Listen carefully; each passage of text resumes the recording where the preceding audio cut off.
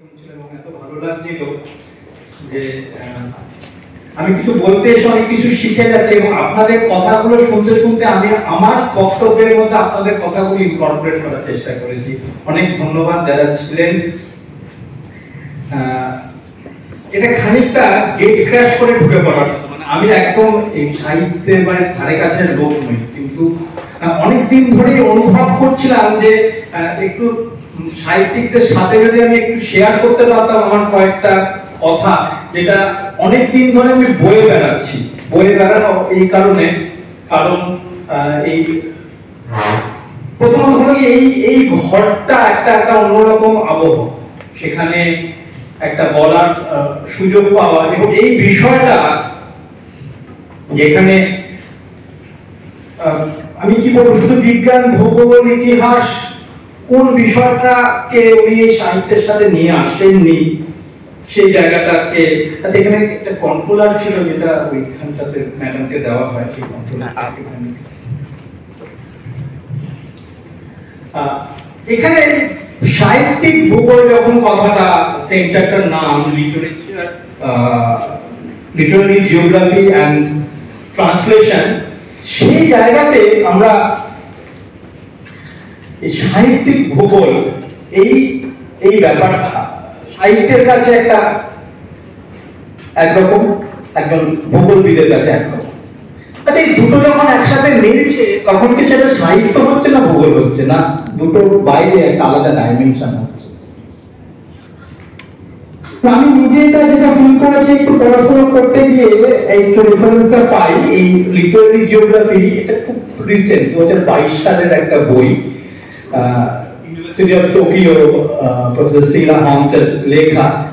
আমি একটা জানতাম না, আমি একটু নিজেকে তৈরি করার জন্য যখন পড়ছি সেখান থেকে যেটুকু যদি জিজ্ঞেস করা যায়, তাহলে একটা স্থানিক দৃশ্যের প্রেক্ষাপটে কথা সাহিত্যের সাথে ভৌগোলিক অধ্যয়ন, এটা খুব জটিল ভাবে না দেখে একটা ভৌগোলিক অধ্যয়নকে যদি আমরা কতগুলো ভাগে ভাগ করি, place, scale, process, interdependence and cultural understanding, যেটা খুব ইম্পর্টেন্ট জায়গা, সেই জায়গাটাকে যদি আমি সাহিত্যের মধ্যে নিয়ে আসতে পারি, এবং সেটা কিন্তু মানে খুব বেশি টেকনিক্যালি নয়, মানে ভূগোল বা বিজ্ঞানকে মেনে নয়, বরঞ্চ তার যা স্বাভাবিক ফ্লো, সেই ফ্লোতে আমরা করতে পারি, তাহলে হয়তো সেখান থেকে একটা নতুন কিছু জন্ম নিতে পারে।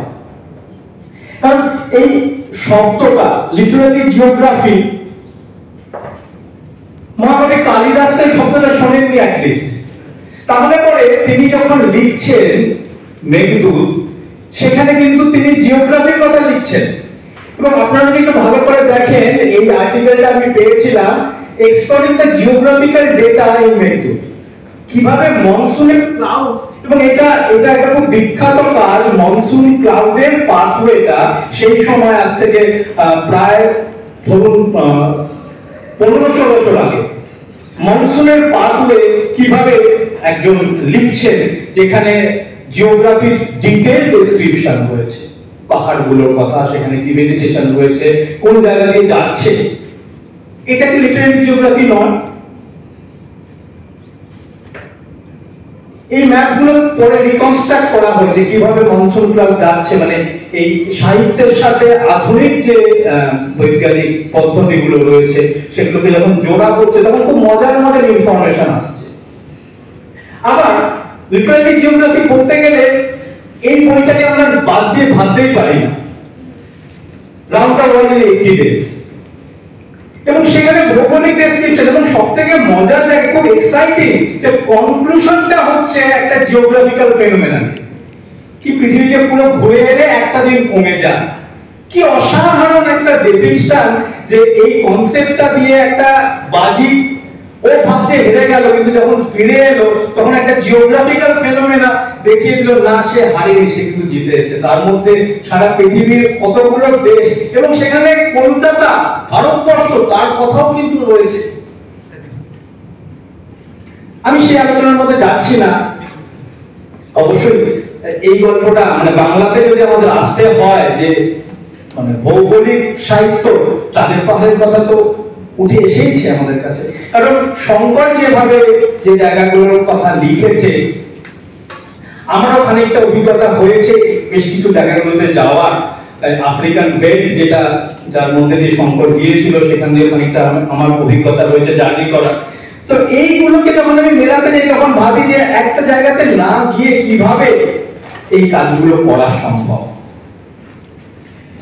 এবং এই যে এই সময়টা যে ট্রান্সলেশন এন্ড লিটারারি জিওগ্রাফি, এই দুটো কি সাহিত্যে মিলেছে? মানে ট্রান্সলেশনটা তো হয়েছে, কিন্তু লিটারারি জিওগ্রাফি ট্রান্সলেশন, এটাও খুব অদ্ভুত মজার। দুজন মানুষের কথাগুলো আজকে আলোচনা হচ্ছিল যে ট্রান্সলেশন মানেই কি সেটা সরাসরি শুধু অনুবাদ, সেটাকে লোকালাইজ করা নয়, একটা কনসেপ্ট সেটাকে আমাদের দেশের মতো করে, আমাদের অঞ্চলের মতো করে নিয়ে আসা, এটা কিন্তু একটা বিশাল মুনশিয়ানার পরিচয়। সেটা খুব স্কিল সাহিত্যিকরাই করতে পারে। যেমন এই ট্রান্সলেশনের কথা যদি আমরা ভাবি, তাহলে পরে এই বিখ্যাত বইয়ের কথা আপনারা অনেকেই জানেন, দ্য লস্ট ওয়ার্ল্ড। শার্লক হোমসের স্রষ্টা আর্থার কোনান ডয়েল লিখছেন, এবং সেটা আমাজনের একটা অঞ্চলকে নিয়ে। এবং এটা সেখানে একটা ক্যারেক্টার প্রফেসর চ্যালেঞ্জার। প্রফেসর চ্যালেঞ্জারের কথা অনেকেই জানেন। আমি খুব বেশি কিন্তু পড়াশোনা আমার নেই, একদম মানে আমি যেটুকু জেনেছি সেগুলোকে ধরার চেষ্টা করেছি। এই প্রফেসর চ্যালেঞ্জার একজনকে ইনস্টিগেট করলেন। কোন আইডিয়া আছে আপনাদের এখানে? মানে অনুবাদ বলুন, জিওগ্রাফিক্যালি ইন্সপায়ার বলুন, একজনকে কার, মানে এরকম একটা আলোচনার নামটা আজকে এসেছে আমাদের এখানে, আমরা ধারণা করতে পারবো না। সুকুমার রায়। সুকুমার রায় এই চ্যালেঞ্জারকে একদম বাঙালি ভারতারের ক্যারেক্টার দিয়ে তৈরি করলেন হেসরাম হুঁশিয়ার। আমাজনে জাননি হেসরাম হুঁশিয়ার কোথায় করছেন? কারাকোরামে। এবং কারাকোরাম থেকে যেসব অ্যানিমেলদের গুছিয়ে নিয়ে আসছেন সেগুলো সাংঘাতিক। তার মধ্যে বাঙালিদের প্রচুর ক্যারেক্টার, হ্যাংলা থরিয়াম, গৌরা থরিয়াম, যে ক্যারেক্টারগুলোর সাথে বিহেভিয়ারের একটা রিলেশনশিপ রয়েছে। এবং ম্যাডাম মাঝে মাঝে শব্দগুলো ইউজ করেন আমাদের, মানে বিভিন্ন খুব মজা করে আর কি। এই ক্যারেক্টারটা কিন্তু ইন্সপায়ার, ট্রান্সলেশন বলুন, এই লিটারারি জিওগ্রাফি বলুন, এই জায়গাটা কিন্তু সুকুমার রায় করেছিলেন। এটাকে নিয়ে আমি আলোচনা বাড়াচ্ছি না, কারণ তাহলে অন্যদের ভাগে কম পড়ে যাবে। সারা ল্যাঙ্গারহন্স, প্রথম মহিলা সাহিত্যিক নোবেল পুরস্কার পেয়েছেন সুইডেনে। তিনি একটা বাচ্চা ছেলেকে নিয়ে লিখলেন অ্যাডভেঞ্চার অফ নাইটস। কেন লিখলেন? তিনি চাইছিলেন যে তাদের দেশের ছেলেরা একটু জিওগ্রাফি ভালোবাসুক। জিওগ্রাফিকে ভালোবাসাতে গিয়ে উনি নাইলকে সঙ্গী করে একটা উপন্যাস লিখতেন, যাতে সেখানকার মানুষজনেরা তাদের টোপোগ্রাফি, জিওগ্রাফির একটা পার্ট, টোপোগ্রাফিটাকে আরো ভালোবাসতে পারে। এইটা আরেকজনকে নাড়া দিল। কে তিনি? অবনীন্দ্রনাথ ঠাকুর। একদম একদম। এবং অবনীন্দ্রনাথ ঠাকুর সুইডেনের জায়গাতে হৃদয়কে নিয়ে চলে গেলেন আমতলিতে, সুন্দরবন। এবং সেই আমতলি থেকে হৃদয়কে উড়িয়ে নিয়ে যাচ্ছেন মানস সরোবর পর্যন্ত। এবং প্রত্যেকটা অঞ্চলের জিওগ্রাফি কি অসাধারণ ভাবে বলা রয়েছে সেটা না বললে বিশ্বাস করা যায় না। এবং এগুলো কিন্তু ছোটবেলায় পড়া আর বড়বেলায় পড়ার মধ্যে অনেক পার্থক্য আছে। আমি সবাইকে বলবো, যদি কারোর মনে হয় এগুলো বড়বেলায় আরেকবার করে পড়তে হবে, এবং এখন যে টেকনোলজি গুলো অ্যাভেলেবেল আছে সেগুলোর সাথে একটু ভ্যালিডেট করতে হবে, ভীষণ দরকারি। সেটা এদের ক্ষেত্রে কতটা লাগবে আমি জানি না, কারণ এরা অনেক ইজিয়ার ভাবে লিখেছেন। আর যে কাজটা দুঃসাধ্য ছিল, ট্রান্সলেটিং ম্যাপ, যেটা করার সাহস কিন্তু সাহিত্যিকদের হয়নি।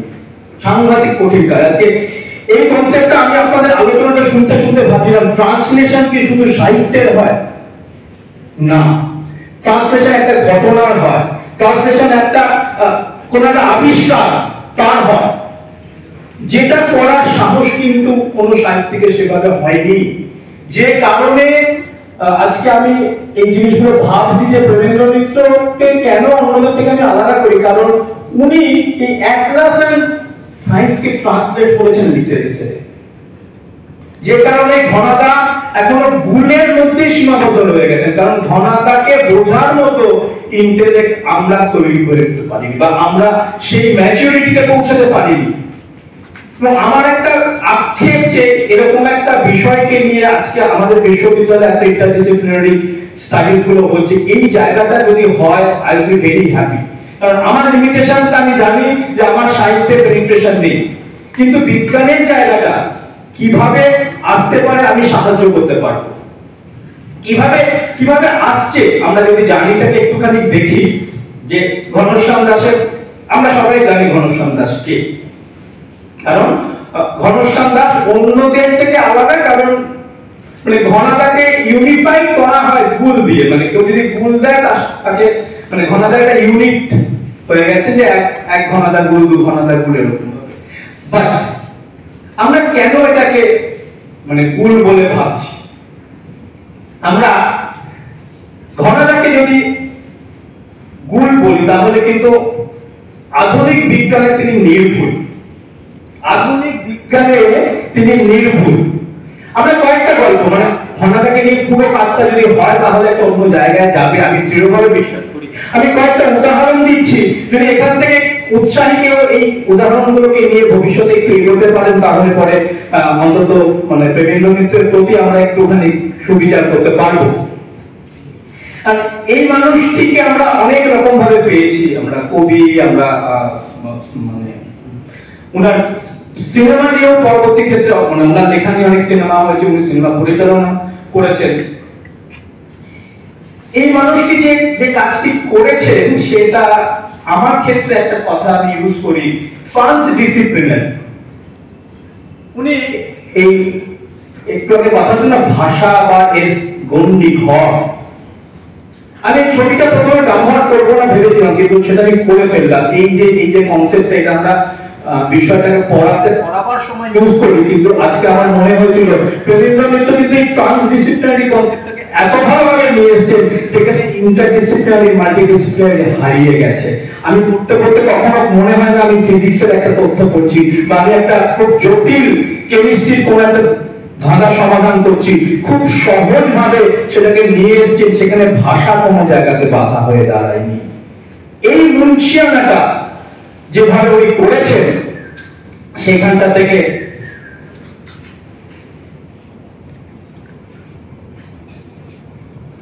সেখানে সেখানে বিষয়ের কোনো বাধা মানেনি, ইতিহাস, ভূগোল, রসায়ন, পদার্থবিদ্যা সমস্ত। এই যে বিষয়ের বাধাটা না মানাটা ওনার একটা খামখেয়ালি কেরিয়ার, মানে উনি যেভাবে পড়াশোনা করেছেন, ভালো লাগার জায়গাগুলো করেছেন, পরীক্ষার দিকে যাননি, অদ্ভুত ক্যারেক্টার ছিলেন। তিনি কখনো স্কটিশ চার্চ কলেজে পড়ছেন, তারপর ছেড়ে দিয়ে চলে যাচ্ছেন শান্তিনিকেতনে, এগ্রিকালচার নিয়ে পড়ছেন, এগ্রিকালচার নিয়ে পড়তে গিয়ে সেখানে এলমাসের সাথে কাজ করছেন। প্রচুর ওনার কাজ রয়েছে যেখানে কৃষিজ সেখানে কৃষি একটা খুব গুরুত্বপূর্ণ জায়গা। তারপরে কিছুদিন মেডিকেল পড়লেন ঢাকায় গিয়ে, কিন্তু সেখানে পরীক্ষা দিলেন না।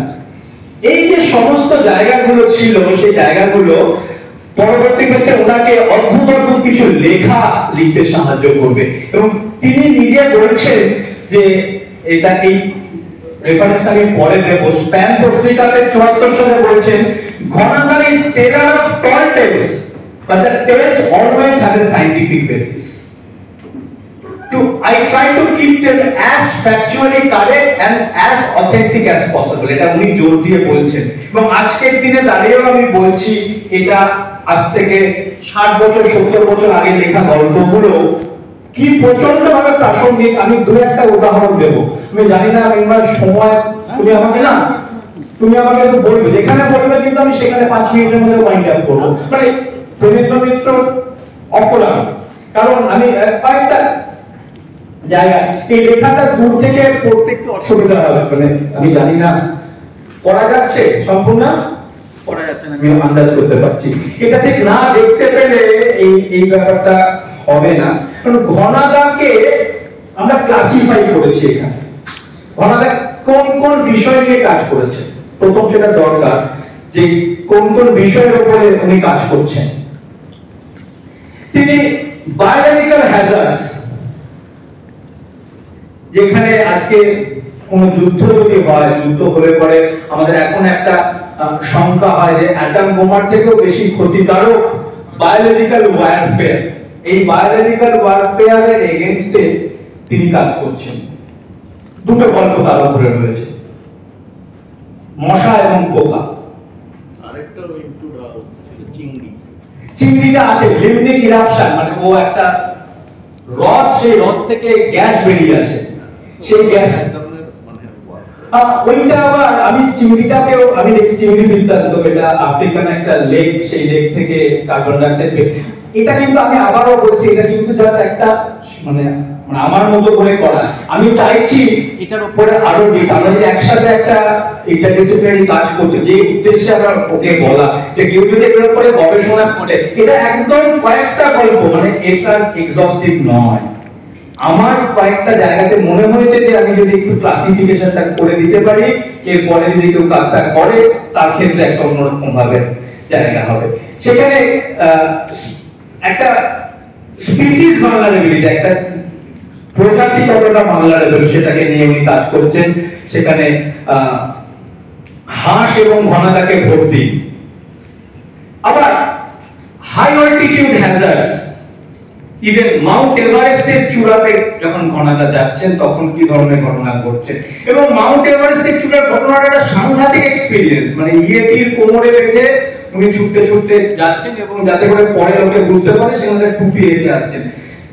ঘটনাটা এতটা সহজ, কিন্তু ওখানে যে ডেসক্রিপশনটা দিয়েছেন যে নামচি বাজার থেকে কুম্ভ গ্লেশিয়ার হয়ে এভারেস্টের চূড়া, আমার এভারেস্টের গোড়া পর্যন্ত যাওয়ার সৌভাগ্য হয়েছিল, একজন না গিয়ে যে কিভাবে লিখতে পারে ওইখানকার ডেসক্রিপশন গুলো, আমি যদি একটু আলোচনার সুযোগ থাকে আমি সেই গল্পগুলো বলবো। আমি জাস্ট এখানে বলছি, এবং ওখানে উনি একটা বিষয়ের কথা বলছেন যে বিষয়টা নিয়ে আমি খুব জোর দিয়ে বলতে পারি বৈজ্ঞানিক মহলেও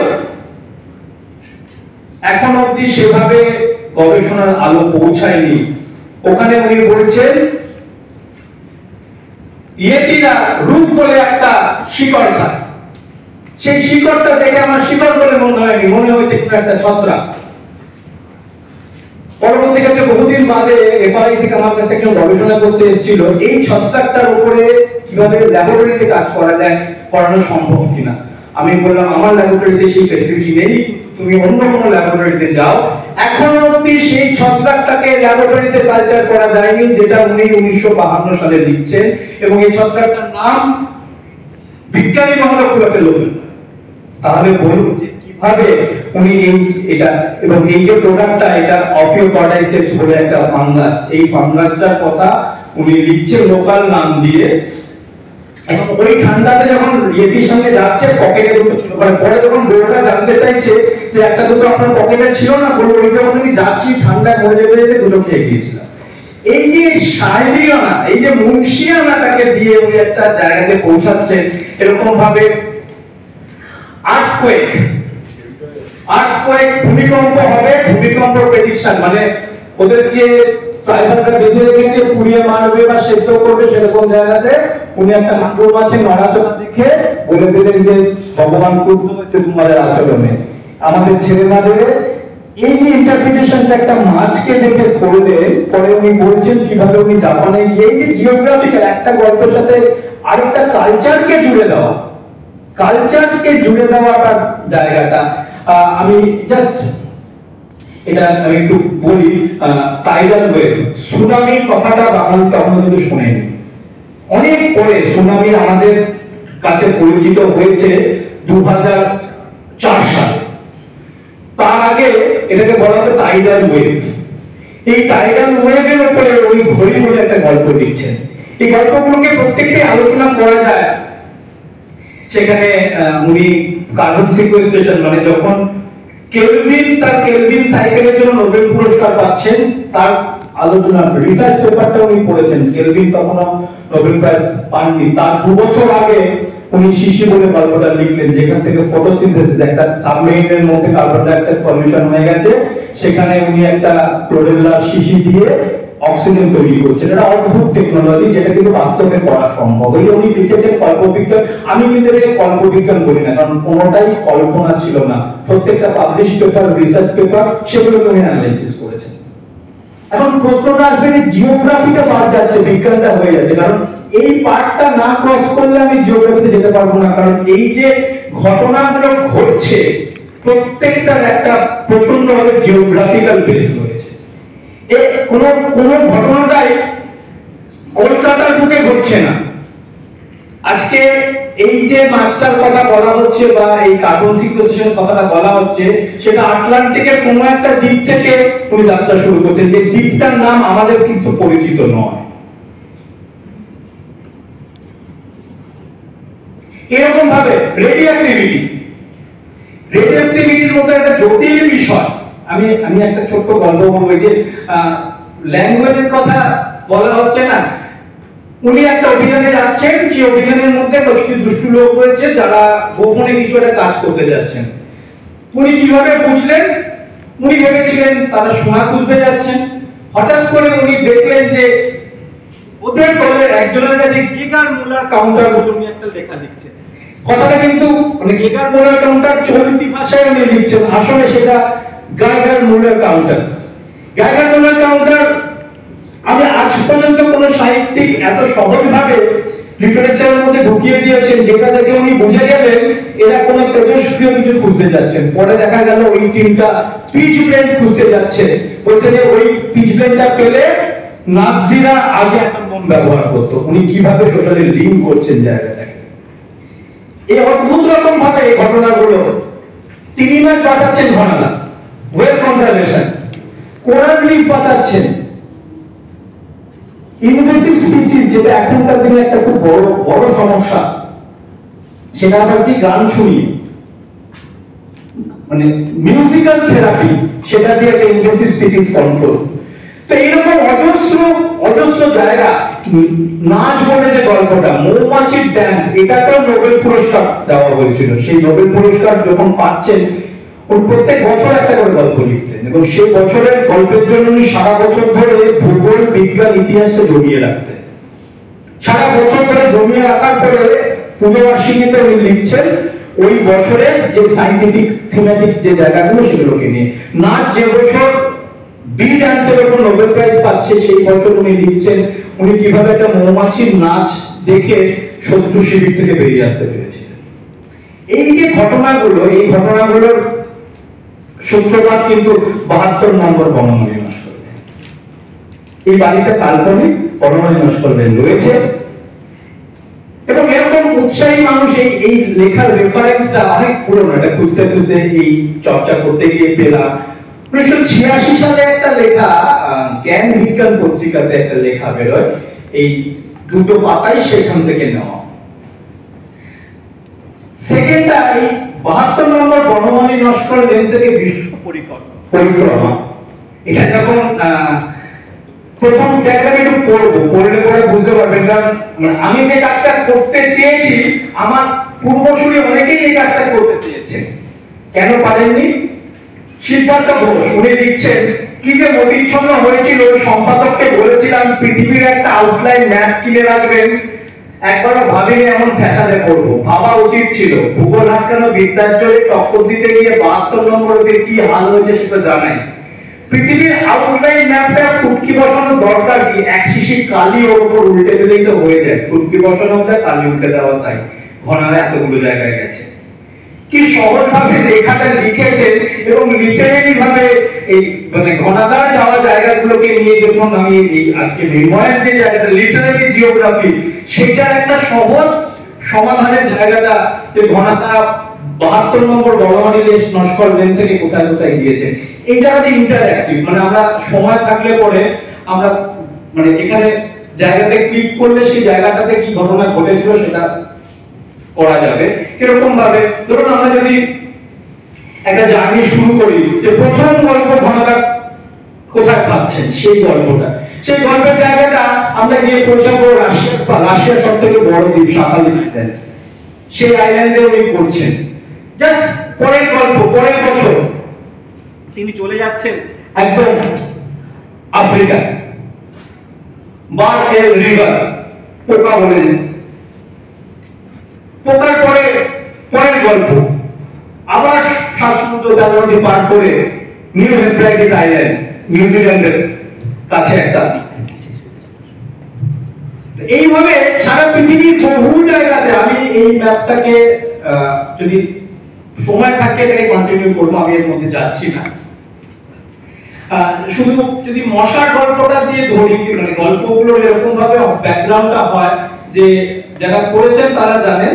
প্রথমে মামুলি কথাবার্তা, মামুলি কথাবার্তার মধ্যে একটা ছোট্ট বিষয় আসবে, সেই বিষয়টা সবার অবজ্ঞা, কিন্তু ঘনাদা সেই মশা, ধরেন মশাটাকে নিয়ে যখন আলোচনা শুরু হবে তার আগে একটু সিগারেট চেয়ে খাওয়া, তারপরে যদি কোনো ভালো খাওয়া দাওয়া থাকে, এটা একদম টেনিদার সাথে খানিকটা মিল পাওয়া যায়। বাট এর পরের ফেজটা খুব অদ্ভুত। উনি তিনটে জিনিস খুব মেইনটেইন করেন। একটা হলো কি, যে জায়গায় ঘটনাটা ঘটবে, যে কনসেপ্টে ঘটনাটা ঘটবে, এবং যাদেরকে নিয়ে ঘটনাটা ঘটানো, সেই মানুষগুলোকে, এটা একটা অদ্ভুত, নাম থেকে শুরু করে তার ক্যারেক্টার, তার এথনোগ্রাফি, মানে অ্যানথ্রোপোলজিতেও উনি এতটা বিশেষজ্ঞ ছিলেন। যদি মশার গল্পটা আমরা দেখি, আমরা একটা গল্প দিয়ে শুরু করি। উনি মশার গল্পটা বলতে গিয়ে উনি চলে যাচ্ছেন আন্দিজ পাহাড়ের উপরে, যদিও মশার গল্পের সাথে আন্দিজ পাহাড়ের কোনো সম্পর্ক নেই।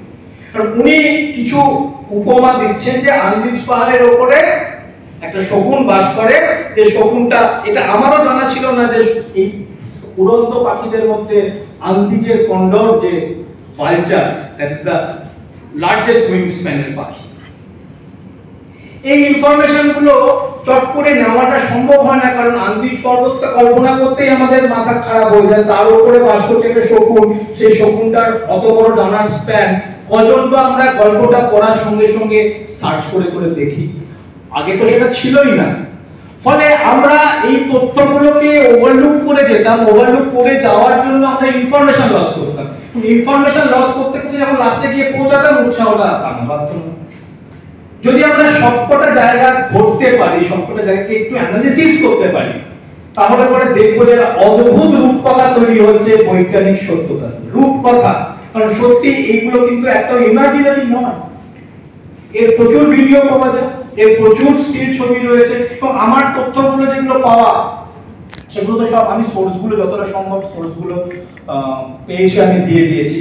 তো এরকম ঘনদাতার মার্কা মারা হাসিটা হেসে উনি গিয়ে উঠলেন একেবারে আন্দিজ পাহাড়ের চূড়ায়, পৃথিবীর সব থেকে বড় কন্ডর শকুনের বাসার খোঁজে। বাসার খোঁজে কেন উনি যাচ্ছেন? হ্যাঁ, এখানে আরেকটা কথা বলা, প্রত্যেকটা গল্পে একটা অদ্ভুত অদ্ভুত জীবিকা রয়েছে, যে জীবিকাটা বাঙালি কখনো কল্পনা করে। এটা একটা খুব জোর দেওয়ার জায়গা, এটা আমার মনে হয়েছে।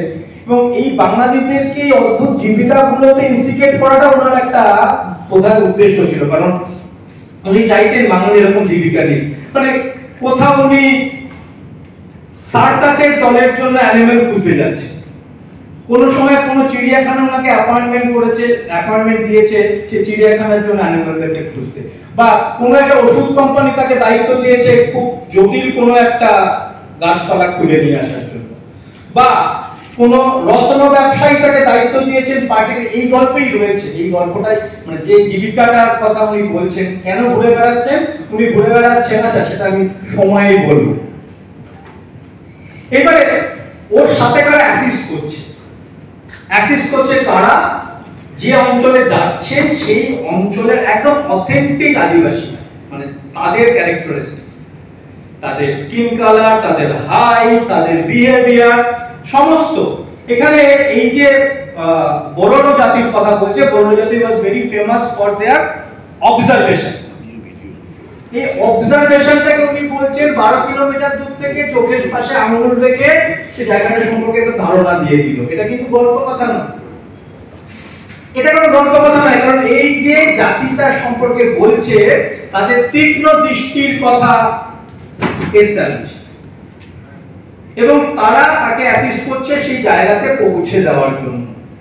তারপরে কি হলো, তারপরে মশার কথা বলতে গিয়ে বলছে সেই মশাটা উনি মারছেন শাখালিন দ্বীপ। এবং শাখালিন দ্বীপটা কেন উনি অন্য কোনো দ্বীপ না নিয়ে শাখালিন দ্বীপটা নিচ্ছেন, কারণ at that time 1944 শাখালিন দ্বীপের অধিকার নিয়ে তখন জাপান এবং রাশিয়ার মধ্যে একটা কন্ট্রোভার্সি চলছে এবং শাখালিন দ্বীপটাকে তখন দুটো ভাগে ভাগ করা, একটা ভাগ রাশিয়া, একটা ভাগ জাপান। সেই সময় কন্ট্রোভার্সি হচ্ছে, সেই সময় লেখালেখি হচ্ছে, সেই শাখালিন দ্বীপকে উনি বেছে নিলেন to create an awareness of sort of thing. এবং এই শাখালিন দ্বীপের কথাটা তার মধ্যে উনি লিখছেন যে লম্বালম্বি ভাবে আছে, তার দক্ষিণ দিকটা ছিল জাপানিদের, উত্তরটা রাশিয়া। এই শাখালিন দ্বীপের ডেসক্রিপশন উনি দিচ্ছেন, বছরের অর্ধেক সময় সেখানে মুষলধারে বৃষ্টি পড়ে, বাকি অর্ধেক সময় বরফ জমে আছে, তার উপরে আছে ভীষণ তুষার ঝড় আর গাঢ় জমাট কুয়াশা। যদি শাখালিন দ্বীপের ছবিগুলো আপনারা দেখেন, একদম এটা কিন্তু এখনকার ছবি, এই ছবিগুলো এখনকার ছবি, মানে 2-3 বছর আগেকার ছবি, এগুলো সোর্সটাও আমার কাছে আছে। এই ছবিগুলোর সাথে তখনকার দিনের 60 বছর আগে লেখার সাথে কোনো পার্থক্য খুঁজে পাচ্ছি না। মনে হচ্ছে একটা মানুষ ওখানে গেছে, ডেসক্রিপশন দিচ্ছেন। তারপরে উনি কি বলছেন, তারপরে বলছেন দ্বীপের পূর্ব দিকে সমুদ্র উপকূলে তখন অ্যাম্বার সংগ্রহ করার একটা কোম্পানির কাজ করছে। এই কথাটা অ্যাম্বার, কতজনের ধারণা আছে অ্যাম্বারটা কি? অ্যাম্বার সংগ্রহটা যে থাকে, এই অ্যাম্বারের মধ্যে থাকে অপার ঐশ্বর্য। জুরাসিক পার্কের গল্পটা মনে করুন, যেখান থেকে সিনেমাটা শুরু হচ্ছে। অ্যাম্বারের মধ্যে একটা মশা, সেই মশাটাকে ডিএনএ নিয়ে জুরাসিক পার্কে ডাইনোসর রিভিল করা হচ্ছে। সেই অ্যাম্বার খুঁজছেন ঘনাদা 45 সালে। এটা একটা প্রফেশন, যেটা আমি লিখছে, মানে আমি জানি না মানে আজ অব্দি কেউ এইভাবে এরকম প্রফেশনকে সাহিত্যে নিয়ে আসতে পেরেছেন কিনা।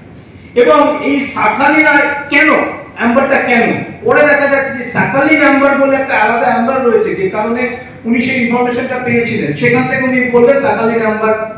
এবং শাখালিন অ্যাম্বারের উপরে এই পাবলিকেশনটা অনেক পরে, শাখালিন অ্যাম্বার থেকে ইনসেক্ট আইসোলেশন করে ইভলিউশনের একটা নতুন দিক এন্ড ইভলিউশনের একটা বড় কাজ হলো শাখালিন আইল্যান্ডের এই যে পার্টিকুলারলি ইনসেক্টটা পাওয়া গেল। এবং এটা মিডল ইওসিন এরা, হলোসিনে আমরা এখন আছি, তার আগের সময়কার যে ইনসেক্ট সেটা প্রিজার্ভ রয়েছে এই শাখালিন অ্যাম্বারের মধ্যে, সেটা ঘনাদা কালেকশন করছে। এখন কি মনে হয় যে প্রেমেন্দ্র মিত্র ঘনাদার ভুল দেন? আমি এই কারণেই বলার চেষ্টা করছি, ঘনাদাকে আমরা বুঝতে পারিনি, আমরা বুঝতে চেষ্টা করিনি, বাট এটা আমাদের রেসপন্সিবিলিটি। এই সেন্টার যদি আজকে দায়িত্বটা নেয়, আমরা খুব খুশি হব এই মানুষটিকে। এটা ছোট্ট ছোট্ট উদাহরণ, আরো অজস্র উদাহরণ রয়েছে।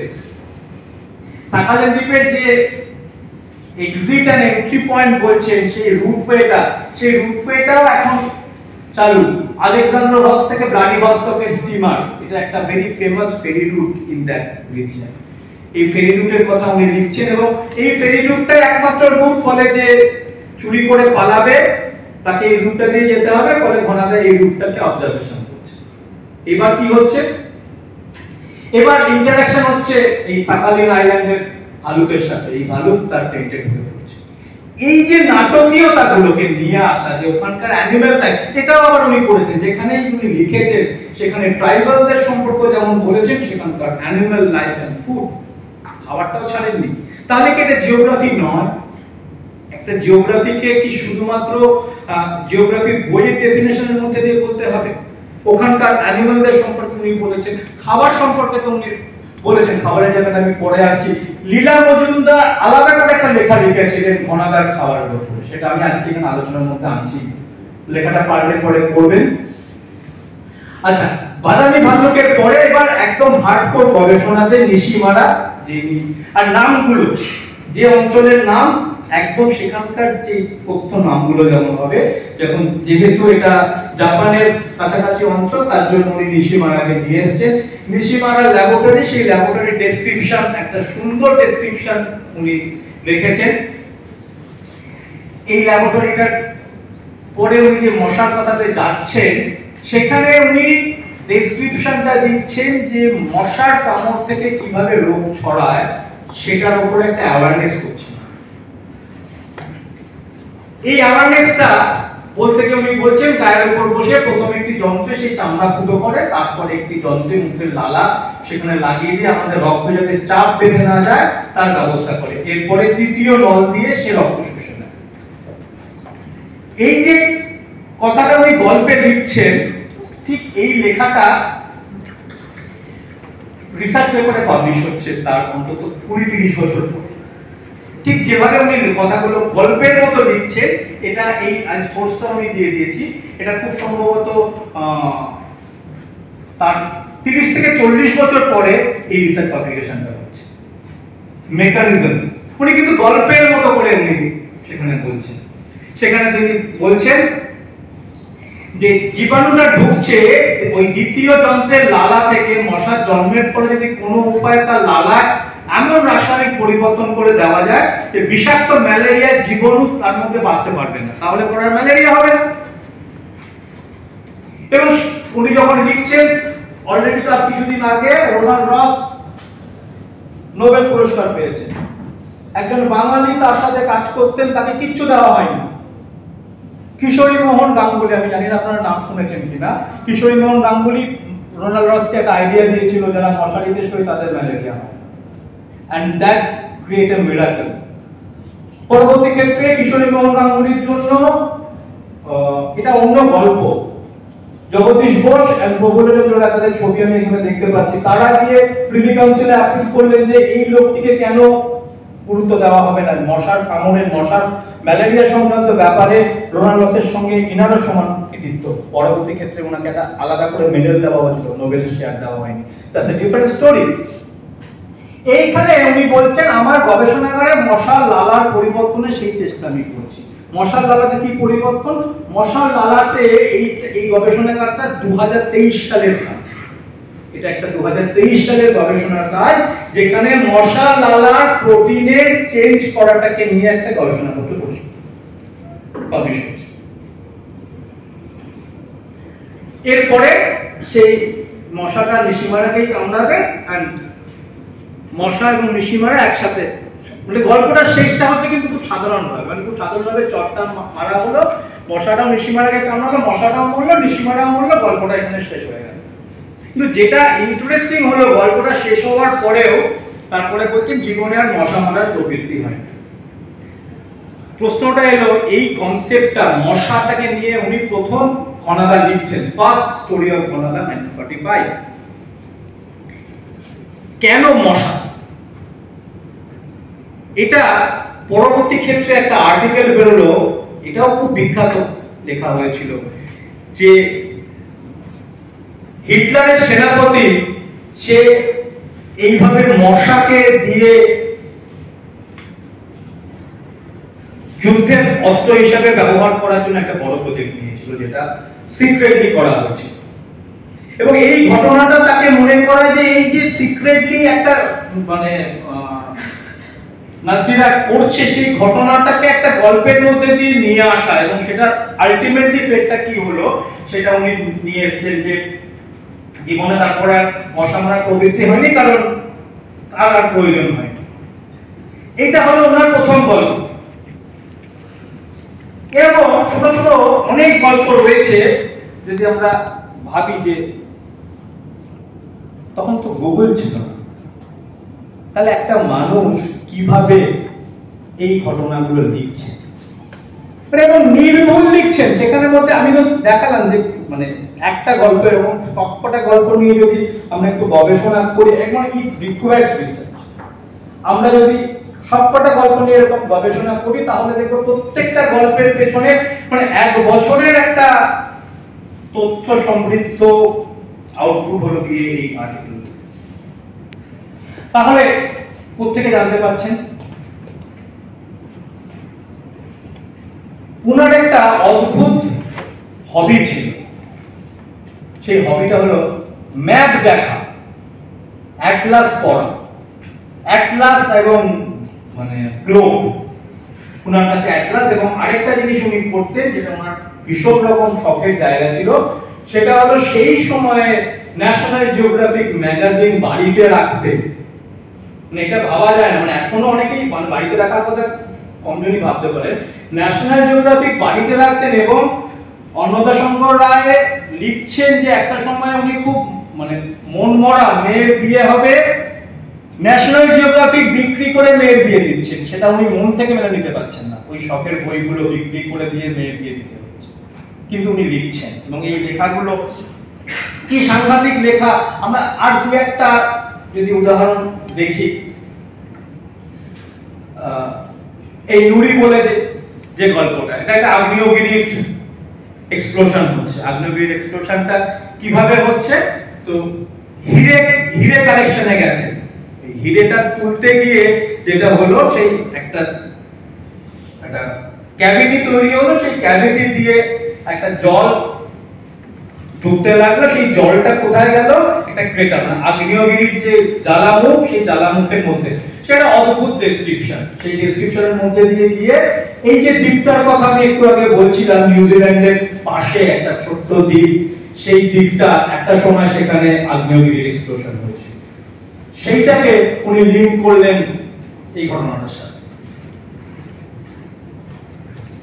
এরপরে এই গল্পটা পোকা, 48 সালে পোকা গল্পটা করতে গিয়ে উনি যে জায়গাটা ডেসক্রিপশন দিচ্ছেন, আমি ওই ম্যাপের মধ্যে তখন জায়গাগুলো দেখাচ্ছিলাম, সেটা এই নাইল নদীর ধারে, এবং ওখানে বলছে যে ডিঙ্কা মাঝির সাথে আমি সালদিতে করে যাচ্ছি। সত্যি ডিঙ্কারা ওখানে থাকে এবং বলছে লম্বা, মানে সবথেকে লম্বা প্রজাতি। এখনো যদি গুগল করে দেখেন ডিঙ্কাদের, দেখবেন ডিঙ্কাদের সবথেকে প্রয়োজন হয় বাস্কেটবল খেলা।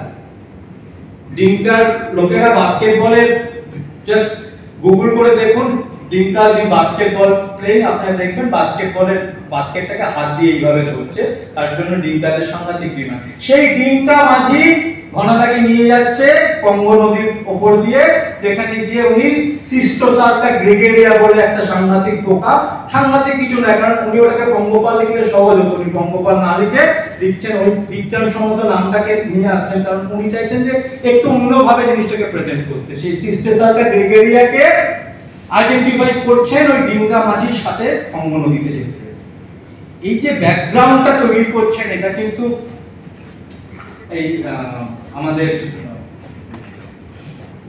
শঙ্করের কথা আমরা জানি, শঙ্কর মানে আমাদের চাঁদের পাহাড়ের যে শঙ্করের ক্ষেত্রে একটা কাব্যিক জায়গা ছিল, কিন্তু এই যে একটা টেকনিক্যাল ডিটেইলসের জায়গাটা, সেখানে কিন্তু প্রেমেন্দ্র মিত্র অন্যদেরকে অনেক দূর ছাপিয়ে গেছে।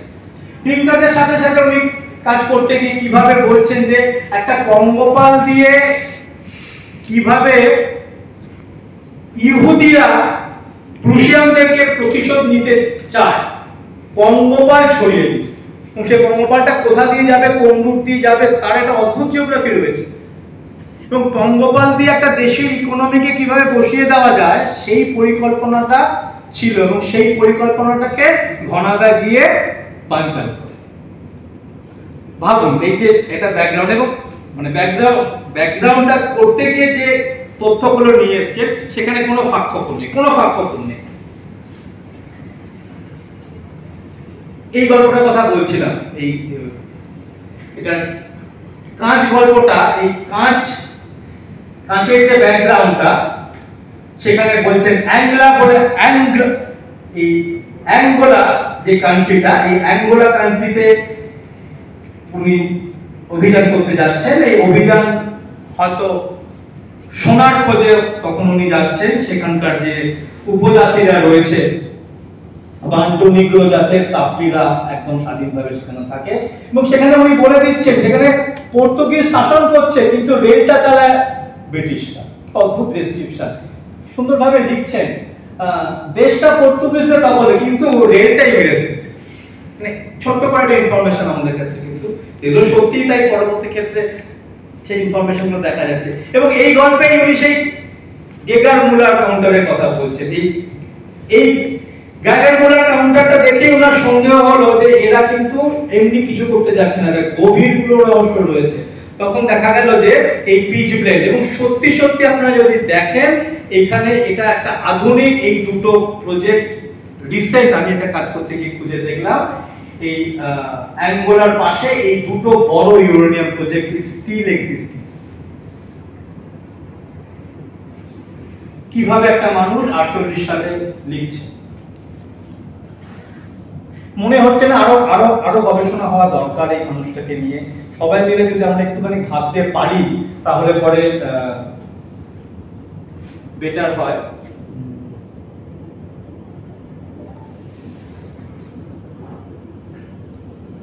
আচ্ছা, এটা কথা বলছিলাম মাছ, এটা এই মাগুর মাছের ছটফটানি দেখে তিনি আর্থকোয়েক প্রেডিকশন করেছেন, যেটা কিনা জাপানিদের ক্ষেত্রে নামাজু বলে ওদের যে ভূমিকম্পের দেবী, সেটা একটা মাগুর মাছ। গল্পটা শুরু হচ্ছে কিভাবে, ঘনাদাকে শরীর খারাপ, মানে খাদ্যে অরুচি হয়েছে, মাগুর মাছ দেওয়া হয়েছে, মাগুর মাছ খাবেন না, রাগ করে কেন মাগুর মাছ ঘনাদা খাবে না, তখন বললো যে মাগুর মাছ আমার প্রাণ বাঁচিয়েছিল আমি সেই মাগুর মাছ খাবো। কিভাবে মাগুর মাছ প্রাণ বাঁচালো বলে সেই গল্পটা, এবং গল্পটা করতে গিয়ে উনি দুটো অদ্ভুত ফেনোমেনন নিয়ে এসেছেন, একটা চন্দ্রগ্রহণ আর একটা ভূমিকম্প। চন্দ্রগ্রহণ এবং ভূমিকম্পকে আমি মিলিয়ে দেখলাম যে 1930 সালে ওই জায়গাতে চন্দ্রগ্রহণ এবং ভূমিকম্প প্রায় কনসিকুয়েন্টলি হয়েছিল, মানে সেই রেকর্ড ইজ দেয়ার। ভুল নেই কিন্তু, যে মানে ওটা বানিয়ে লিখেছেন না, ঘটনাটা একদম বানানো, স্থান এবং কাল একদম ঠিক, পরিপ্রেক্ষিতটা উনি অ্যাড করলেন। এই যে ইন্টারেস্টিং গল্পটার কথা বলছিলাম, যে এভারেস্ট, মাউন্ট এভারেস্টের ডেসক্রিপশন, এটা কিভাবে, কারণ উনি যখন গল্পটা লিখছেন, এটা আমার কাছে খুব অবাক লাগে, তখন মাউন্ট এভারেস্ট এক্সপ্লোর হয়নি, 52 সাল। এর আগে অনুমান করা হচ্ছে এরিক শিপটন গেছিলেন, কিন্তু তার 2 বছর পরে তেনজিং অ্যান্ড এডমন্ড হিলারি সেখানে যাবে। এই ফাঁকে উনি কিভাবে লিখছেন যে মাউন্ট এভারেস্টের কথা, এবং পার্টিকুলারলি এই যেটা রুকের শিখরের কথাটা বলছিলেন, কিরাজোরি, এটা লোকাল লোকেদের, এটা আমি হিমালয়ে এক্সপ্লোর করতে গিয়ে এই কিরাজোরি সন্ধান পাওয়া নাই, কিরাজোরি যারা কালেকশন করতে যায় সেই দলের সন্ধান পেয়েছিলাম। কারণ এই কিরাজোরির জন্য এটাকে ওদের ওখানে গোলাগুলি চলে, মানে এক দলের জায়গাতে অন্য দল যদি এখন ঢুকে যায়, এটা হিমালয়ান একটা খুব বড় রিসোর্স, মানে এটা মানে 1 কেজি কিরাজোরির দাম প্রায় 20 লক্ষ টাকা এখনকার দিনে। এটার কথা উনি তার আর্টিকেলে লিখছেন এই টুপিতে, এবং এই যে পুরো ওই টেম্পারেচারে অনাদার ঠান্ডার মধ্যে বেঁচে রয়েছেন, পাহাড়ে চলে যাচ্ছেন, তার মূল জায়গাটা কিন্তু এই আশা গুম্বাও বলে ওদের লোকাল ল্যাঙ্গুয়েজে। এরকম ভাবে উনি যে এন্টায়ার নামচি বাজার থেকে যে ডেসক্রিপশনটা দিচ্ছেন, সেটা কিন্তু সেই পথে এখনো, মানে আমি 2014 সালে এই এক্সপিডিশন এটা ঠিক নয়, 2014 সালে আমি এই জাস্ট অনেকটা রিসার্চ স্টেশন আছে, সেটা highest altitude research station, pyramid research station বলে, এটা 32টা দেশ একসাথে কাজ করে। পুমরি বলে একটা পাহাড়, এই পুমরি পাহাড়ের কথা আমি এখানে লিখেছি, যে পুমরি বলে যে মাউন্টেনটা, একটি পুমরির বেসে এই রিসার্চ স্টেশনটা আছে। এটা নামচি বাজার থেকে 7 দিন হেঁটে গিয়ে পৌঁছাতে হয়। আর আমার ক্ষেত্রে বারবার মনে হয় যে এই মানে ঘনাদার সাথে আমি মানে অনেকগুলো জায়গাতে গিয়ে, আমি ঘনাদাকে গিয়ে কোথায় রিয়েলাইজ করেছি সেটা থেকে কনক্লুড করব, মানে হাউ আই রিয়েলাইজ, কোথায় আমি নিজের সাথে মিলিয়ে ফেলতে পেরেছি। কারণ শিশির কথাটা বলেছি, সাবমেরিনে অ্যাজোলা চাষ করছে, অয়েল পলিউশন, যেটা আজকের দিনে একটা খুব বড় সমস্যা। টোরি ক্যানিয়ন বলে একটা, এটা টোরি ক্যানিয়ন কেসটা কি আমরা এনএসসি পড়াতে গিয়ে পড়াই, এবং ঘটনাক্রমে দেখা যাচ্ছে টোরি ক্যানিয়ন যে বছর ঘটছে, তিনি সে বছর একটা গল্প লিখছেন তেল বলে, তেল, এবং সেখানে অয়েল পলিউশনের জন্য কিভাবে তেল পলিউশনটাকে আটকানো যেতে পারে তার সমাধান উনি দিচ্ছেন 1967। মশা কন্ট্রোল করছেন গাপ্পি মাছ দিয়ে, এটা একটা এস্টাবলিশড ফ্যাক্ট, এটা অনেক জায়গাতে করা হয়, কিন্তু সেটা উনি একটা সাংঘাতিক গল্পের ছলে দিচ্ছেন, এবং সেই গল্পটাকে উনি নাম দিয়েছেন কাদা। সেই কাদার মধ্যে মাছের ডিম, সেই কাদা সমেত মাছের ডিম উনি ছড়িয়ে দিয়ে একটা বিস্তীর্ণ এলাকার মশার সমস্যার সমাধান করছে। হ্যাঁ, এটা দিয়ে আজকে আমি আলোচনাটা শেষ করব যে ছড়ি, এবং এই গল্পটা আমি পড়ে খুব অবাক হয়ে যাই যে মানে মানে কি মুন্সিয়ানা দিয়ে উনি লিখেছেন। তো উনি গল্পটা শুরু করছেন যে ঘনাদাকে জব্দ করতে হবে, ঘনাদার অস্ত্রেই ঘনাদাকে জব্দ করবে। তো কি হয়েছে, শিশির গৌর এরা সব পরিকল্পনা করলো যে ঘনাদা যেমন বিভিন্ন জায়গায় যাওয়ার কথা বলে, তার মধ্যে ওরা পরিকল্পনা করলো এরকম একটা জায়গাতে যাবে। সেই জায়গাটা কোথায়, সেটা মেরু অঞ্চল। মেরু অঞ্চল নিয়ে ঘনাদার কোনো এক্সপেরিয়েন্স নেই, তাহলে মেরু অঞ্চলে গেলে ঘনাদারকে কিছু বলতে পারবে না। তো এবার মেরু অঞ্চলে যাবেন। আচ্ছা, এরকম এই ছবিটা আপনারা কোথাও দেখেছেন কি? মানে এই গল্পটা শুনতে গেলে এই ছবিটাকে একটু বুঝতে হবে। এই ছবিটার মধ্যে একটা ট্রিক রয়েছে, মানে এই গল্পটার মজাটা এই ছবিটার মধ্যে রয়েছে। এই ছবিটা সম্ভব, এই ছবিটা সম্ভব কেন? পেঙ্গুইন সাউথ পোলে পাওয়া যায়। এক্স্যাক্টলি, এটা বলতে গিয়ে গৌরাশিসের গন্ডগোলটা করে ফেলে, মারাত্মক গন্ডগোল করলো। গন্ডগোলটা কি কি করলো, ঘনাদা সেদিকে গ্রাহ্য নেই, গম্ভীরভাবে বললেন সাদা ভাল্লুকটা ছাল চামড়ার না হয় নিদেন পক্ষে একটা দাঁত কি নখ যদি আনতে পারতে বিজ্ঞানের রাজ্যে হুলস্থুল করে দিত। কারণ কি করেছেন ওরা, দক্ষিণ মেরুতে গিয়ে পোলার বিয়ারকে নিয়ে গেছে। পোলার বিয়ারকে নিয়ে যাওয়ার পরে ঘনাদা তাদেরকে বলছে যে যদি একটা নিদেন পক্ষে একটা দাঁত পর্যন্ত নিয়ে আসতে পারতে বিজ্ঞানের রাজ্যে হুলস্থুল করে যেত। এবং ঠিক ওই ভুলটা যে এরকম ভাবে দিতে গিয়ে ধরা পড়ে যাবে কেন বলুন তো? বৈজ্ঞানিকরা কি সাদা ভাল্লুক দেখেনি? অন্তত দক্ষিণ মেরুতে কখনোই দেখেনি। কি সাংঘাতিক ভাবে এখানে কি সার্কাস্টিক্যালি করেছেন, এটা মানে ভাবা যায় না। পেঙ্গুইন পাখি যারা সেখানে ডাঙায় চড়ার মতো কোনো প্রাণী নেই, ঘনাদা হাই তুলে দুবার তুলে দিল। এইভাবে জব্দ হতে হবে ভাবিনি। কথাটা তাড়াতাড়ি ঘুরিয়ে সেগুলো জিজ্ঞেস করলো, দক্ষিণ মেরুতে গেছিলেন আপনি? হ্যাঁ গেছিলাম একবার, যা গরম। রাইট নাও আপনারা এখন ভাবছেন যে কি ভাবছেন, আমাকে বলুন। যে এই কথাটা শুনে খুব হাসি পেল, কি গরমটা নিশ্চয়ই একটা সার্কাস্টিক্যালি বলা। কেন গরম? কেন গরম মানে কেন, মানে উনি তো বিনা কারণে কিন্তু কোনো খুব একটা বাজে কথা বলেন না। হ্যাঁ, এইটাই সবার ক্ষেত্রে এই ভুলটা হয় যে ক্লাইমেট চেঞ্জ, আন্টার্কটিকা গলে যাচ্ছে, গরম, সেই কনসেপ্টটা একেবারেই নয়। এটা আমারও সেই ভুলটা হয়েছিল, এবং আমি যে রিয়েলাইজেশনটা করি, কারণ এই গল্পটা আমি পড়ি আন্টার্কটিকাতে গিয়ে। আমি যখন আন্টার্কটিকাতে রয়েছি তখন অনেক বই নিয়ে গিয়েছিলাম, সেই মানে অনেকবার পড়েছি, কিন্তু এইটা যখন আমি পড়তে গিয়ে আগে মিস করে গেছি। এইখানে যখন আমি পড়ছি তখন আমি রিয়েলাইজ করছি, এবং এই যে গরমটা আমাকে খুব হান্ট করে। এবং আমি আমার আন্টার্কটিক এক্সপিডিশন পিরিয়ডে আমি এটা উদ্ধার করতে পারলাম না, কারণ মানে ক্লাইমেট চেঞ্জের জন্য গরম হচ্ছে, সেই গরমের জন্য আমরা বড়জোর টি-শার্ট পরে আন্টার্কটিকায় ঘুরেছি। মানে আন্টার্কটিকাতে যে ওয়ার্মেস্ট ডে, সেই ওয়ার্মেস্ট ডে সাক্ষী আমি। টি-শার্ট ওয়েদার ডে বলা হয় 6 ফেব্রুয়ারিকে, সেই ডেতে আমি আন্টার্কটিকাতে ছিলাম। কিন্তু ঘনাদার সেই গরম আর এই ক্লাইমেট চেঞ্জের গরম এক নয়। এখানেই একটা অদ্ভুত মজার জায়গা লুকিয়ে রয়েছে, সেটা আমি পরে আসছি। তো কি হলো আন্টার্কটিকাতে? আন্টার্কটিকাতে যাওয়ার প্রসঙ্গে আরেকটা প্রফেশন আসছে। উনি আন্টার্কটিকাতে কি করতে যাচ্ছেন? উনি বলছেন যে অ্যাম্বারগ্রিস কাকে বলে জানো? মানে উনি অ্যাম্বারগ্রিস কালেকশন করতে। অ্যাম্বারের কথা আগে বলেছি, অ্যাম্বারগ্রিস আমরা জানি না। অ্যাম্বারগ্রিস এরকম আরেকটা প্রোডাক্ট, যে প্রোডাক্টটার জন্য সারা পৃথিবীর মানুষ অন্য হয়ে ঘুরে বেড়াচ্ছে। সেটা কিছুই না, তিমি মাছের বমি। সাংঘাতিক প্রোডাক্ট, একদম তাই। এটা ওয়েল এক্সক্রিয়েটার, এবং এটা বলছে, এটা এই খবরটা আমি বলছি, এই খবরটা 2021 সালের খবর। হ্যাঁ, 2021 সালের খবর। অ্যাম্বারগ্রিস ভারতবর্ষে ব্যাঙ্গালোরে ধরা পড়েছে। অনেকেই অ্যাম্বারগ্রিসটা জানে না, এবং অ্যাম্বারগ্রিস কালেকশনের জন্য ঘনাদা ওই অঞ্চলে গিয়েছেন, এবং আরো অনেক কিছু রয়েছে। তো এই অ্যাম্বারগ্রিসটা কি সেটা উনি সুন্দরভাবে ব্যাখ্যা করছেন, সেটা গল্পের মধ্যে রয়েছে। এবং অ্যাম্বারগ্রিসের যে সায়েন্টিফিক জায়গাটা, এটা সত্যি এখন মানে এই যে ধরা পড়েছে, এটা প্রায় 21 কোটি টাকা না 22 কোটি টাকার একটা টোটাল কনসাইনমেন্ট।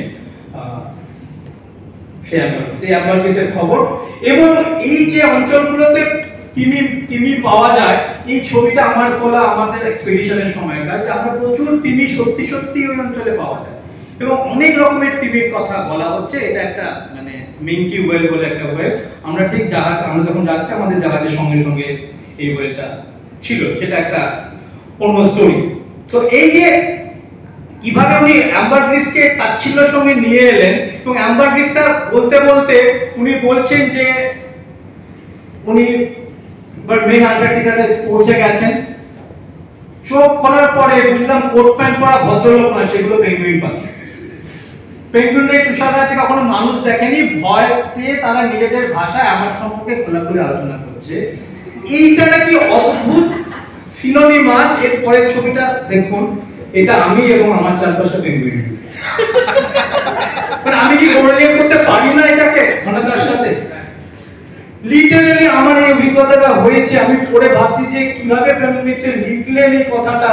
পেঙ্গুইন পরিবৃত হলাম আমি, আর লিখছেন প্রেমেন্দ্র মিত্র, তাও আবার 70 বছর আগে। ভাবা যায় না জাস্ট। এবং আমার এই একই অভিজ্ঞতা হয়েছিল, পেঙ্গুইনগুলো যেন আমাকে নিয়ে আলোচনা করেছে। তবে কি ডেসক্রিপশন থেকে ভদ্রলোক লিখেছিলেন আমি কোনো ব্যাখ্যা পাই না যে কিভাবে একজন মানুষ এইভাবে লিখতে পারেন। যে এই ডেসক্রিপশনের সাথে ছবিটার কোনো পার্থক্য নেই, কিন্তু ছবিটা তোলা 2020 সালের ছবি। উনি লিখছেন স্কুয়া পাখিদের কথা। স্কুয়ার কথা, আন্টার্কটিকার কথা অনেকেই জানে, কিন্তু স্কুয়া বলে কোনো পাখি আছে উনি শুধু স্কুয়া বলে ছেড়ে দেননি। খুব মজা, আমার এটা খুব মজা লেগেছে। স্কুয়াকে বোঝাবার জন্য উনি লিখছেন স্কুয়া চিল, ঠিক এই ল্যাঙ্গুয়েজ সাথে। স্কুয়া স্কুয়া উনি পাঠক বর্গকে বোঝাবার জন্য লিখলেন স্কুয়া চিল, মানে স্কুয়াটা যে একটা প্রিডেটর পাখি সেটা বোঝাবার জন্য স্কুয়ার সঙ্গে একটা চিল অ্যাড করে দিবে। এবার চিল বললে পরে সবার মধ্যে একটা কৌতূহল হচ্ছে, এই চিলের কাছ থেকে পেঙ্গুইনরা কিভাবে বাচ্চাদেরকে আটকায়। পরের ছবিটা আমি যখন পেঙ্গুইন রুকারিতে গেলাম আমি খুব অবাক হয়ে গেলাম, দুটো পেঙ্গুইন পাহারা দিচ্ছে রুকারিকে যাতে করে স্কুয়ারা আসতে না পারে। ডেসক্রিপশন প্রেমেন্দ্র মিত্র লিখছে যে স্কুয়ারা কিভাবে পেঙ্গুইনদের বাচ্চা ছিনিয়ে নেয়, সেটা এই ছড়ি বলে একটা গল্প, খুব ইনসিগনিফিক্যান্ট গল্প, কিন্তু এই গল্পটার মধ্যে যে কি অসাধারণ লেখাটা রয়েছে। এরপরে আসি, হ্যাঁ গেছিলাম, যা গরম। এটার ব্যাখ্যা তো আমরা পেলাম না। গরমের ব্যাখ্যাটা কি? আন্টার্কটিকা থেকে ফিরে এসেছি, এবার আন্টার্কটিকা থেকে ফিরে আসার পরে বিভিন্ন মানুষজনের সাথে ইন্টারঅ্যাকশন হয়। তারপরে চিলি থেকে এক্সপেডিশন করেছে একজনের সাথে আলাপ হলো, ভারতীয়, কলকাতায় এসেছে, তাকে বিশ্ববিদ্যালয়ে বললাম তুমি একদিন এসো আমাদের এখানে, তোমার কথা শুনি। সে যখন এসে তার গবেষণার কাজটা বলছে তখন আমি বুঝতে পারলাম ঘনাদার গরমের ব্যাখ্যাটা অপর্ণার নামে গুগল করলে পরে পাওয়া যাবে। ও একজন মহিলা বিজ্ঞানী যে আন্টার্কটিকার ভলকানোর উপরে কাজ করে। ঘনাদা সেই ভলকানোর মধ্যে পড়ে গেছিলেন বলে আন্টার্কটিকা তত গরম লেগেছিল। এটা আমি বুঝলাম যখন অপর্ণার সাথে, অপর্ণা আমার এই ছবিটা অপর্ণার প্রেজেন্টেশনের ছবি, ও আমার বিভাগে যখন লেকচার দিতে এলো ও আন্টার্কটিক ভলকানোর উপরে লেকচারটা দিল। কি কোইন্সিডেন্স, মানে এই কি গরম, এটা বুঝতে আমাকে কত কাঠখড় করাতে হবে। অপর্ণা এখন কাজ করছে, ও দুবার আন্টার্কটিকাতে গিয়েছে, ও এই আন্টার্কটিকার ভলকানোগুলোর উপরে কাজ করে। তারপরে কিভাবে আন্টার্কটিকা থেকে বেরিয়ে আসছে এটাও খুব মজা। সে একটা জায়গা ফুটো হয়ে গেছে, সেখান থেকে হিলিয়াম গ্যাস বেরোচ্ছে, তো থাকার টেন্টটার মধ্যে উনি ভরলেন এবং সেই টেন্টটাকে ধরে উনি আন্টার্কটিকা থেকে বেরিয়ে আসছে। এই ছবিটা বাস্তবের ছবি, এই ছবিটা বাস্তবের ছবি। আন্টার্কটিকাতে প্রত্যেক 15 দিন পর পর এই ঘটনাটা ঘটে। এরকম একটা বিশাল হিলিয়াম বেলুন, এই হিলিয়াম বেলুনটার সাথে কিছু সায়েন্টিফিক ইকুইপমেন্ট রাখা থাকে, যে ইকুইপমেন্ট গুলো নিয়ে এটা আস্তে আস্তে উপর দিকে যায় এবং সেখানকার বিভিন্ন রকম, তার মধ্যে একটা প্যারামিটার খুব ইম্পর্টেন্ট আপনারা জানেন, ওজোন হোল। আন্টার্কটিকার উপরে একটা ওজোন হোল রয়েছে, সেটা মনিটরিং করার জন্য এরকম একটা টেকনিক ব্যবহার করা হয়। এটা আমি না দেখলে পরে ঠিক বুঝতে পারতাম না যে উনি কোন কনসেপ্ট থেকে এরকম ভাবে একটা বেলুনের কথা আপনি লিখলেন। এবং সেই বেলুনটা নিয়ে গিয়ে ওনাকে একটা দ্বীপের মধ্যে নামিয়ে দিচ্ছেন এবং সেই দ্বীপ থেকে উনার উদ্ধার পাওয়াটা আরেকটা অনুবাদ চাই, মানে ওখানে যে গল্পটা লিখছেন সেই গল্পটা যদি আপনারা দেখেন, এরকম একটা হিমবাহের উপরে যে ঘনাদা করেছে, এরকম হিমবাহ আন্টার্কটিকা পাওয়া যায়। হিমবাহটা এতটাই বড় যে ম্যাকোয়ারি আইল্যান্ড অবধি যেতে যেতে হিমবাহটা গলবে না। ম্যাকোয়ারি আইল্যান্ড ওখান থেকে অন্তত 2-2.5 কিলোমিটার। এবং এই যে আয়রনিটা এই ভেলায় করে যাচ্ছেন, এই কনসেপ্টটা উনি নিচ্ছেন শ্যাকেলটনের লাস্ট অভিযান থেকে।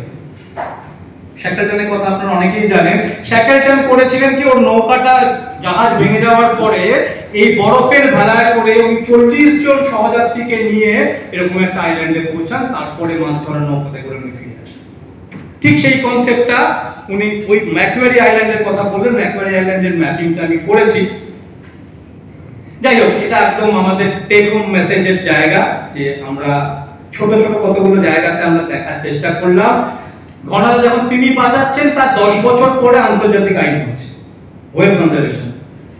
বিজ্ঞানের নোবেল দেওয়া হচ্ছে গবেষণার জন্য। প্রেমেন্দ্র মিত্র তা নিয়ে গল্প লিখছে 2 বছর আগে।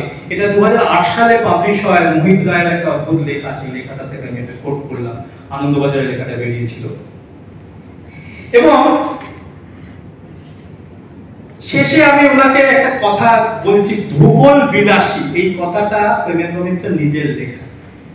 ওনার একটা আর্টিকেলে উনি রবার্ট হিল বলে একজন রয়্যাল সোসাইটি অফ জিওগ্রাফির মেম্বার, তাকে ব্যাখ্যা করার জন্য উনি কথাটা লিখেছিলেন, ভূগোল বিলাসী। আমার মনে হয়েছে যে এই কথাটা একদম যথার্থ। ওনাকে এই কথাটা একদম একদম যথার্থ যে একজন ভূগোল বিলাসী বিজ্ঞানী পরিবেশবিদ, যিনি অক্লান্তভাবে মৃত্যুর আগে পর্যন্ত এরকম ভাবে লেখা লিখে গিয়েছেন, অজস্র লেখা, যার মধ্যে এই কনজারভেশনের কথাগুলো রয়েছে। উনাকে নিয়ে আমাদের এখানে গবেষণা না হলেও প্রচুর বাইরের, এটা এই আর্টিকেলটা স্প্যান পত্রিকাতে বেরিয়েছিল, এছাড়া অজস্র গবেষণা পত্র লেখা হয়েছে। আমরা কেন উনাকে নিয়ে কাজ করব না? আমার একটা বিনীত অনুরোধ, আপনারা এখানে যারা আছেন, মাস্টারমশাইরা আছেন, রিসার্চ স্কলাররা আছো, চলো না একটা কিছু করি অন্যরকম ভাবে। এই মানুষটাকে অবহেলিত, এত সাংঘাতিক কাজ করেছেন যে কাজগুলোর ব্যাখ্যা আমরা পাচ্ছি না। আর আমার একা, মানে আমি ঠিক করে উঠতে পারি না, মানে অনেক রকম কাজের মধ্যে থাকা। এটা আমার খুব ভালো লাগবে যদি এটা আমরা ল্যাঙ্গুয়েজ বা এই যে তোমার সেন্টারটা হয়েছে, centre for translation literary geography, এখানে আমরা এটাকে ফান্ড নিয়ে কোনো অসুবিধা না, ফান্ড ইজ অ্যাভেলেবল, মানে ফান্ড পাওয়া যাবে, তোমার সাথে আমি পরে কথা বলবো, কিন্তু এটাকে কাজটা করতে হবে। মানে বিজ্ঞানের জায়গাটা আমি সাপোর্ট করব। এবং খুব ইম্পর্টেন্ট জায়গা যেটা করানো যাবে ঘনাদার গল্পগুলোর সঙ্গে, এটা আমার পরবর্তী ক্ষেত্রে আমি বলবো যে এটা নিয়ে যদি তোমরা কেউ কাজ করো। এই সাস্টেনেবল ডেভেলপমেন্ট গুলোর প্রত্যেকটা গোল্ডেন একটা করে নাম্বার আছে।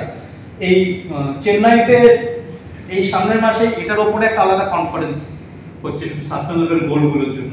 প্রত্যেকটা সাস্টেনেবল গোলকে ম্যাচ করানো যাবে গল্পগুলোর সঙ্গে।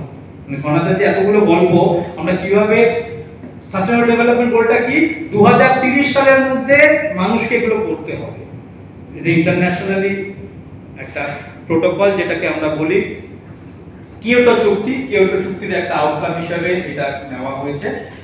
2015 সাল থেকে এটা বলবৎ, 2030 সালের মধ্যে করতে হবে। এই ঘনাদার গল্পগুলোকে আমরা কিভাবে এটার সাথে আনতে পারি, এটা একটা খুব ইন্টারেস্টিং কাজের জায়গা হতে পারে।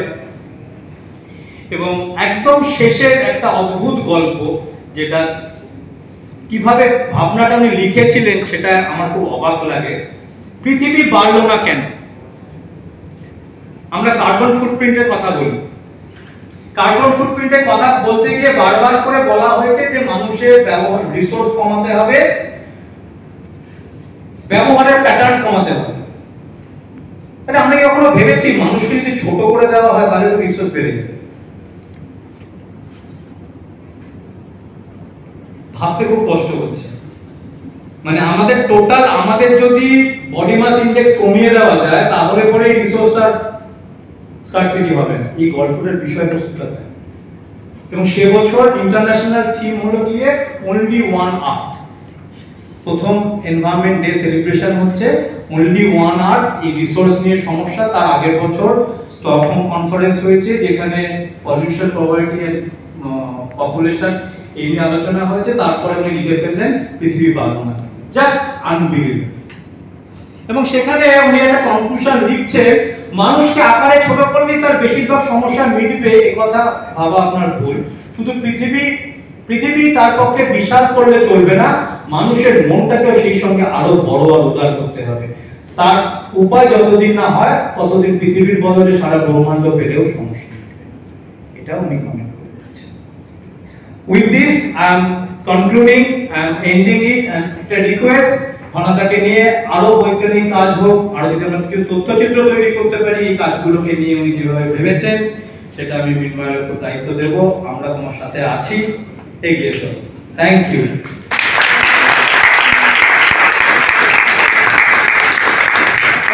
অনুবাদ 4টে অনুবাদ হয়েছে এখন অবধি, ঘনাদাকে নিয়ে এই 4টে অনুবাদ হয়েছে, ইংরেজিতে 2টো, হিন্দিতে 2টো। কিন্তু আরো অন্যান্য ল্যাঙ্গুয়েজে যদি এটাকে করা যায় বা অন্যান্য গল্পগুলোকে যদি করা যায়, আমি কিছু গল্প শোনাতে চেষ্টা করবেন। আপনি একটু প্লিজ। ফ্যামিলির মিত্রকে পড়েছি বা কিন্তু এইভাবে দেখিনি। আমি মৃন্ময় মিত্রের জিওগ্রাফির সঙ্গে লিটারেচার এটাকে একটু ভাবছিলাম যে কিভাবে, কিন্তু আপনার বক্তৃতা এত মুগ্ধ করলো আমার মনে হচ্ছে আবার প্রামেন্দ্র মিত্র আবার পড়া দরকার। আমি যতবারই পড়ছি নতুন ইনফরমেশন অসাধারণ। আপনি কি বলে যে ধন্যবাদ জানাবো আমি বুঝতে পারছি না। এটা আমার কাছে খুব চ্যালেঞ্জিং ছিল যে মানে আমি তো এই বিষয়ের একেবারেই নই, কিন্তু এটা একদম আমার মনের কথাগুলো আমি বলেছি। আমার অসাধারণ সত্যি। গল্পগুলো পড়েছি, ওটা কোনো গল্প পড়ে কিন্তু এইভাবে কখনো ভাবিনি বা এইভাবে যে দেখা যেতে পারে। আমার সত্যি আপনার মতো আমারও সবারই নিশ্চয়ই অবাক লাগবে যে এটা কিন্তু প্রত্যেকটা গল্প নিয়ে করা সম্ভব। মানে ওনার এরকম প্রায় 60খানার উপরে গল্প আছে এবং পরের দিকের গল্পগুলো উনি যখন অ্যাটলাস পড়তে পাচ্ছেন না, ম্যাপ ভাবুন, এটাও খুব ইম্পর্টেন্ট, ম্যাপ দেখতে পাচ্ছেন না, চোখ খারাপ হয়ে গেছে, রাইটার দিয়ে লেখাচ্ছেন, তখন উনি ঘনাদাকে নিয়ে যাচ্ছেন মহাভারতের ঘটনাগুলোর সাথে ঘনাদাকে দিয়ে এক্সপ্লেনেশন দেওয়াচ্ছেন, কারণ তখন তিনি এই জিওগ্রাফিক্যাল জায়গাটা এক্সপ্লোর করতে পারছেন। তখন উনি ঘনাদাকে নিয়ে যাচ্ছেন পেরুয়ান সিভিলাইজেশনে, পুরনো ঘনাদার পূর্বপুরুষ পেরু সিভিলাইজেশনে কিভাবে কি রোল প্লে করেছে। এটা পোস্ট মানে 75-73 এই পৃথিবী বাড়লো না কেন তার পরের দিকে। অবাক লাগছে যে এত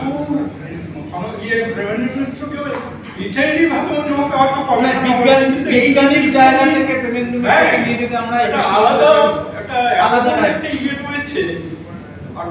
না পরের গল্প চিংড়ি বৃত্তান্ত, চিংড়ি বৃত্তান্ত অনেক, চিংড়ি বৃত্তান্ততে যেটা লিখছেন ওই ঘটনাটা আমাদের ডিজাস্টারে এখন পড়ানো হয়, মানে সিলেবাসে পড়ানো হয়। লিমনিক ইরাপশন বলে এই মানে লেক থেকে গ্যাস বেরিয়ে আসে, যে গ্যাসের জন্য মানুষজন মারা যাচ্ছে। সেই লেকগুলো ফিগুরে স্টিল দেয়ার, যে লেকটা নিয়ে উনি গল্পটা বলছেন চিংড়ি বৃত্তান্ত, সেই লেকটা আলাদা করে রয়েছে এবং সেই লেকটার উপরে সেই লেকটা থেকে এখন এই গ্যাস এক্সট্রাক্ট করা হচ্ছে, মানে প্ল্যান্ট বসানো হয়েছে। পরিবেশ নিয়ে কিছু কাজ হচ্ছে। আমি একটা উপন্যাস রিসেন্টলি অনুবাদ করেছি, পাখিদের পারাপুরুষ, এই নিয়ে আচ্ছা একটা অসমীয়া উপন্যাস, বেশ প্রায় 400 পেজে বাংলা অনুবাদ করেছি। এই অনুবাদ হলে অবশ্যই আপনাকে আমি না সেটা যদি বিশেষ করেছি অনেক ধন্যবাদ, ভালো লাগবে। আরো কিভাবে এই কাজটাকে আমরা এখানে চলে আসি। না, আমি যেটা সংযোজন করতে চাই যে আজকে পুনর্বসুধার আলোচনাটা তো দুর্দান্ত এবং এটা একটা মানে পায়োনিয়ারিং একটা আলোচনা। এর আগে সিদ্ধান্ত ঘোষ বেশ কিছুটা কাজ করার চেষ্টা করেছিলেন। সিদ্ধান্ত ঘোষ প্রয়াত হয়েছেন, হ্যাঁ, তো সিদ্ধান্ত বাবু কিন্তু ওনার অন্য ব্যস্ততা ছিল, আমি যতটুকু আমার জানা আছে, যার ফলে উনিও এই দিকটা পুরোপুরি মন দিতে পারেন। আর আপনি বিজ্ঞানের গল্পগুলোর কথা বললেন, কিন্তু সেই সঙ্গে মানে প্রেমেন্দ্র মিত্রর রাজনৈতিক চেতনা এবং তার ইতিহাসের যে বোধ সেটাও কিন্তু প্রত্যেকটা গল্পে আছে। কথাটা বললাম বা এই যে পিচ ব্লেন্ডের গল্পটা, প্রত্যেকটা গল্পের কনক্লুশনে কিন্তু এই রাজনৈতিক চেতনা এটা বলা হয়নি আমার এটা একদম প্রত্যেকটা গল্পের উল্লেখযোগ্য ব্যাপার। এটা নিয়ে আমি সবসময় চিন্তা করেছি। প্রেমেন্দ্র মিত্রর কিছু গল্পকে হয়তো বিজ্ঞানের কল্পবিজ্ঞানের ক্যাটাগরিতে উনি অবশ্য কোনো গল্পকেই কল্পবিজ্ঞান বলতেন একদম, মানে এই ব্যাপারে খুব পার্টিকুলার ছিলেন। কিন্তু যে গল্পগুলো একেবারেই ইতিহাস আশ্রয়ী সেইগুলোরও একটা আলাদা অন্যরকম মানে এক্সপ্লোরেশন ডিমান্ড করে। এক্স্যাক্টলি ওইটার কথাই আমি ভাবছি।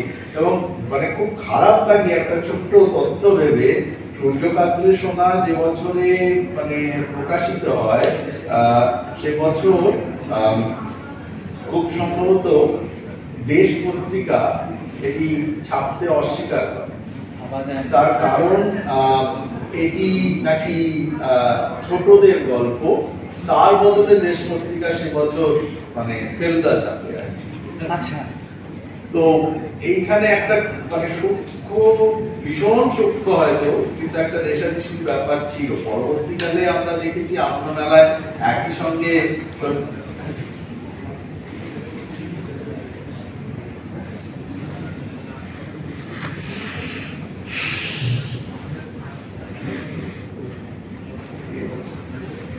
একজন